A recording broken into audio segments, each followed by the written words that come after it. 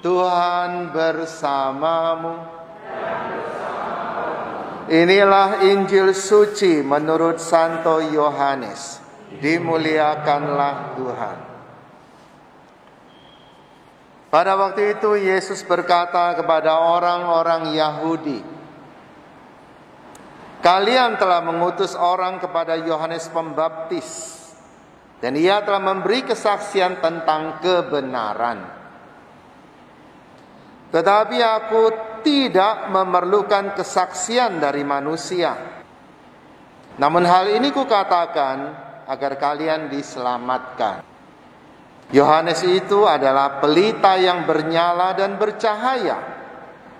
Tetapi kalian hanya sebentar saja mau menikmati cahayanya. Aku mempunyai suatu kesaksian yang lebih penting daripada kesaksian Yohanes, yaitu segala pekerjaan yang diserahkan Bapa kepadaku supaya kulaksanakan. Pekerjaan itulah yang memberi kesaksian tentang diriku, bahwa aku diutus oleh Bapa." Demikianlah sabda Tuhan. Semoga dengan keluaran Injil suci ini dosa-dosa kita dihapuskan. Pekerjaan-pekerjaanku itulah kesaksian bagiku, yang membuktikan bahwa aku datang dari Allah. Sebab hanya orang yang datang dari Allah yang dapat melakukan apa yang dia lakukan oleh Yesus. Tidak ada satu perbuatan baik pun yang tidak datang dari Tuhan. Sebaliknya, tidak ada satu pun perbuatan buruk yang datang dari Tuhan. Karena itu kita harus hati-hati. Jangan saking terlalu religiusnya apa-apa dihubungkan dengan Tuhan. Bahkan hal-hal buruk juga dihubungkan dengan Tuhan. Anak diculik, oh enggak apa-apa, itu seizin Tuhan. Itu sangat menyakitkan hati orang dan menghina Tuhan. Bisnis gagal, oh seizin Tuhan. Orang berbuat jahat pada kita, oh seizin Tuhan. Jangan pakai itu. Itu bukan teologi Katolik. Jangan terlalu banyak jajan di luar. Jajan juga harus pilah-pilah.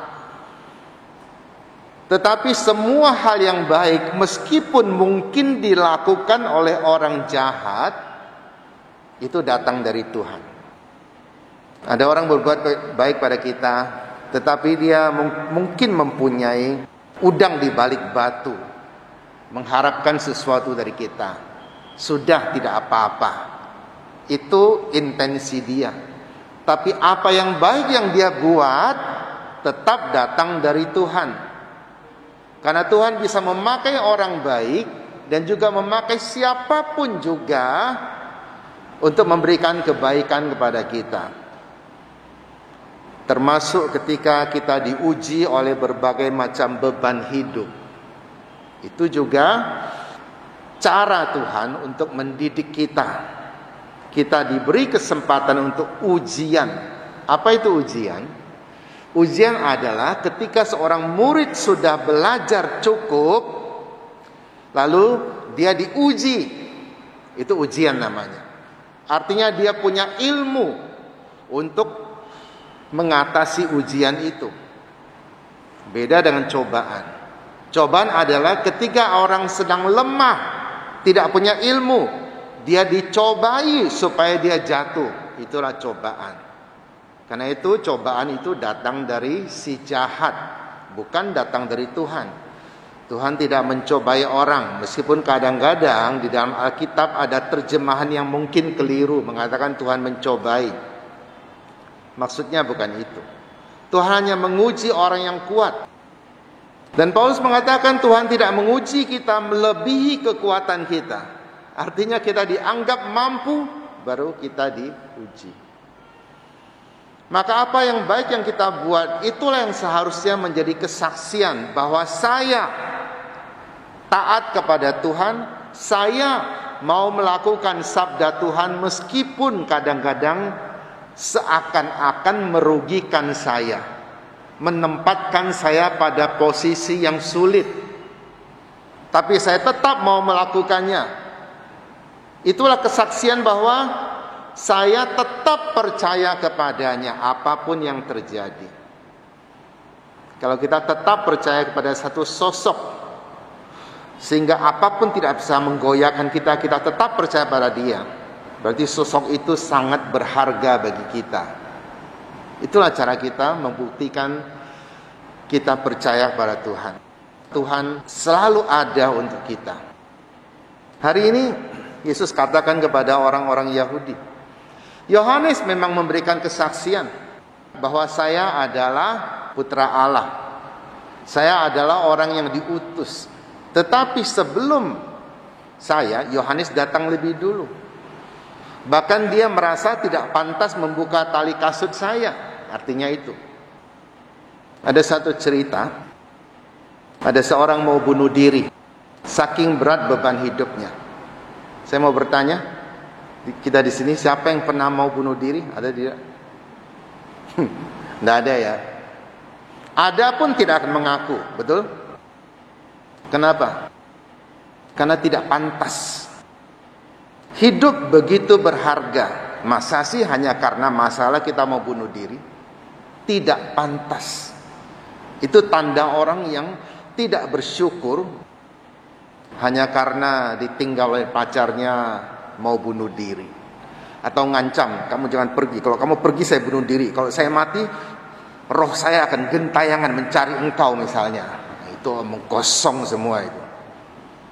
Itu cengeng. Hidupnya terlalu gampang. Anda tahu apa bahasa Mandarinnya bunuh diri? Tahu tidak? Bukan zisa, itu terlalu ringan, itu bahasa sehari-hari. Qingseng, lebih dalam. Betul Ibu Teresa? Qingseng artinya apa? Memandang hidup ini enteng atau meremehkan hidup ini. Lihat, orang dulu itu sangat bijaksana. Meremehkan hidup, maka orang bunuh diri. Ada satu orang yang karena perusahaannya kehilangan uang begitu banyak karena kesalahan pegawainya, maka perusahaannya mungkin akan ditutup. Mungkin dia pun akan masuk penjara. Dia pulang ke rumah, dia marah sama istrinya, sama anak-anaknya yang tidak tahu apa-apa. Dia bawa mobil, dia mabuk-mabukan, dia tabrak pohon. Akhirnya dia sampai di jembatan, ada sungai yang deras di situ. Dia sudah siap-siap mau meloncat ke dalamnya. Waktu itu musim dingin, Natal. Di surga ada percakapan dua malaikat, satu malaikat besar, satu malaikat kecil. Malaikat besar bertanya kepada malaikat kecil itu, kau lihat orang itu, bisakah kau tolong dia? Gampang tolong dia. Tapi kau harus tahu dulu kisah hidupnya. Maka dikisahkanlah hidupnya dari kecil sampai dia dewasa. Apa-apa saja yang pernah dia lakukan, semua dilihat. Sampai dia terpuruk sedemikian rupa, sampai dia ingin mengakhiri hidupnya. Atau meremehkan hidupnya. Ketika dia mau meloncat, malaikat itu loncat duluan. Lalu teriak-teriak di bawah, tolong, tolong. Dia lihat ada orang teriak-teriak tolong, dia juga loncat. Tapi loncat ini bukan mau bunuh diri, mau menyelamatkan yang minta tolong itu.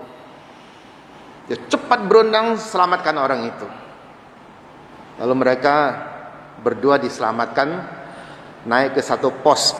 Di situ mereka bertiga. Ketika ditanya, kamu dari mana? Saya dari surga. Ngaco kamu. Buat apa kau datang sini? Saya datang untuk menyelamatkan engkau. Yang benar saja, tadi saya yang berenang menyelamatkan engkau, masa engkau selamatkan saya? Iya, kalau saya tidak turun lebih dulu, engkau sudah mati, sudah bunuh diri. Karena engkau mau menolong saya, maka engkau hidup. Dan malaikat ini mengatakan, saya tahu segala kisah hidupmu. Bapak ini yang mau bunuh diri ini mengatakan, seandainya saya tidak lahir, lebih baik saya tidak lahir saja. Karena dia sudah mengalami masalah begitu berat.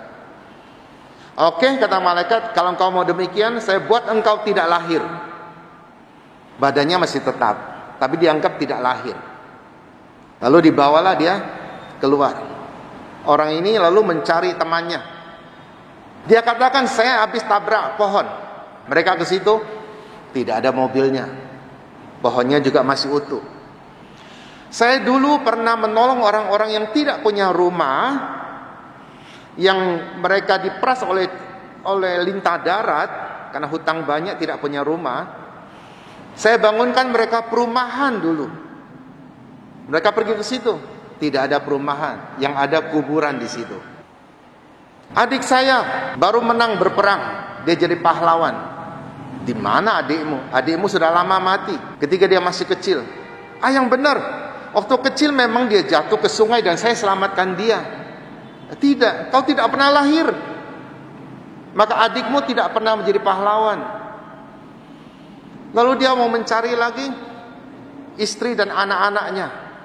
Datang dia ke rumah itu. Rumahnya sudah jelek sekali, tidak pernah ada orang tinggal di situ, katanya. Tidak ada istri, tidak ada anak. Jadi segala hal baik yang dia buat tidak ada, karena dia tidak pernah lahir. Bisa bayangkan tidak saudara, kalau saudara tidak pernah lahir, apakah orang-orang sekeliling kita akan menikmati kebaikan? Meskipun ada orang-orang mengatakan, saya berbuat jahat, sebaiknya saya jangan lahir saja. Kalau saya tidak lahir, tidak ada kejahatan ini.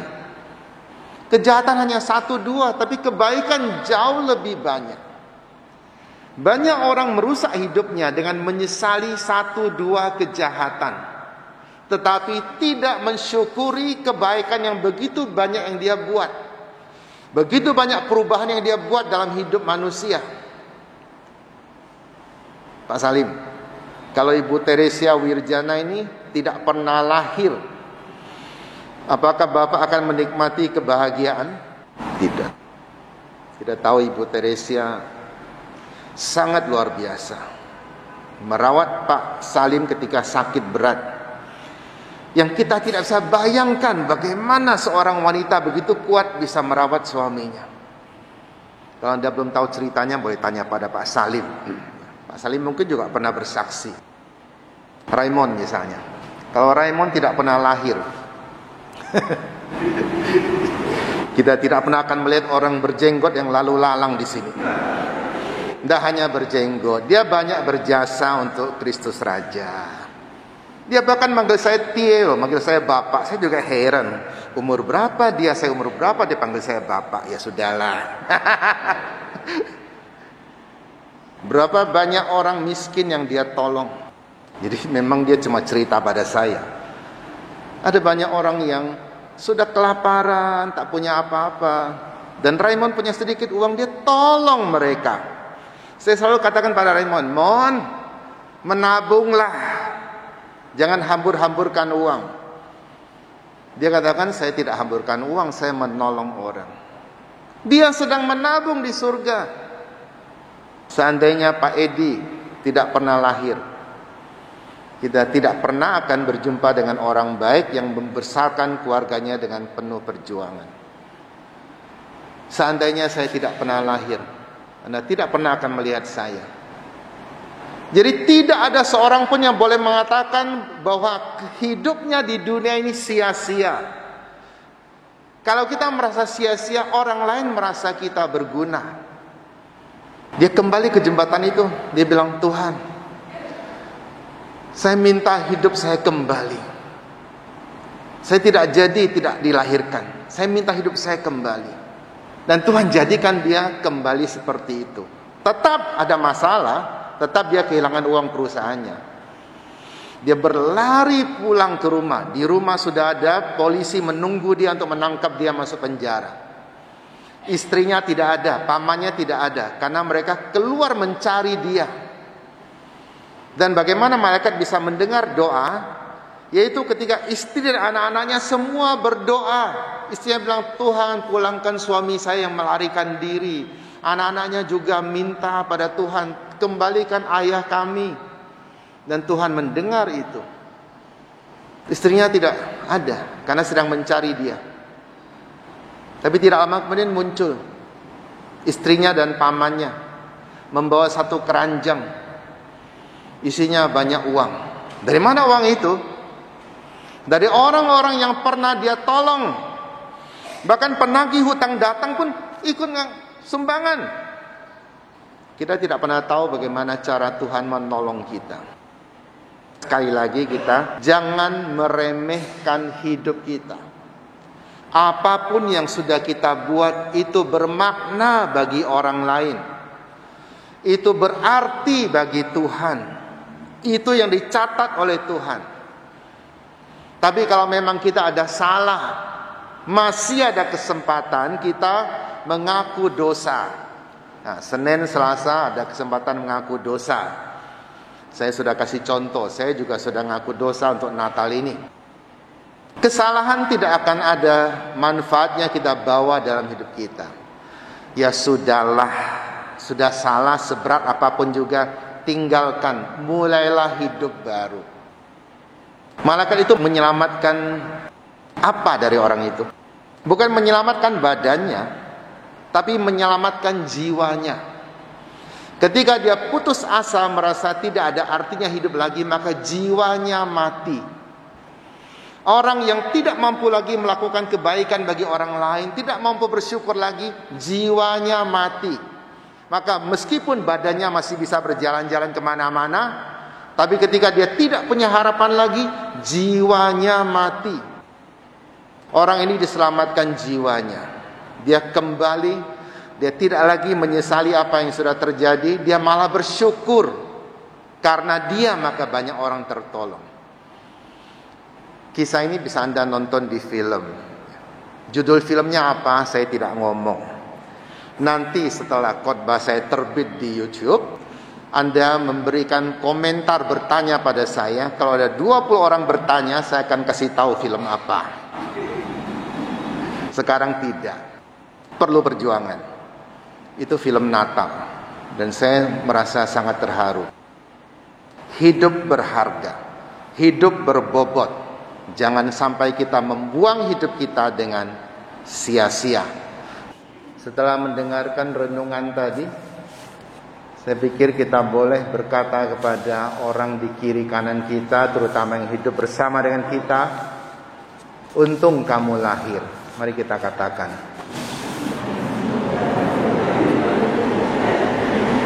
Dan bersama-sama kita katakan kepada Tuhan, untung Yesus Kristus lahir. Itulah Natal yang akan membawakan harapan bagi kita semua. Mari kita bersaksi bagi kemuliaan Tuhan, apa yang baik yang sudah Tuhan berikan pada kita dan juga mampu kita berikan kepada sesama. Amin.